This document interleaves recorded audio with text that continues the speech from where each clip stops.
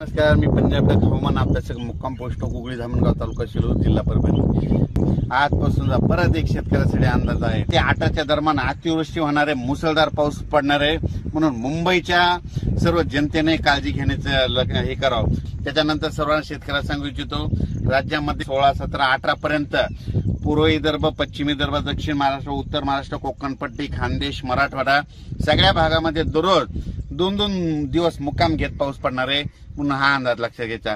परत पुन्हा आणखीन एक सांगू इच्छितो, त्याच्यानंतर 21 तारखेपासून 21 जुलै ते 26 जुलैच्या दरम्यान परत एक चांगला पाऊस येणार आहे, म्हणून हे अंदाज लक्षात घ्यायचा।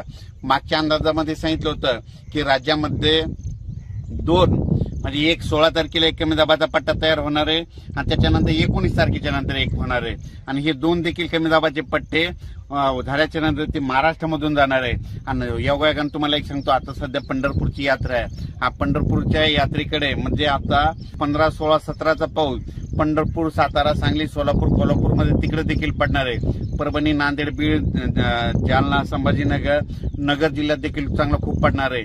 त्याच्यानंतर बीडमध्ये, लातूरमध्ये, तसेच सातारा, सांगली, सोलापूर सगळीकडे।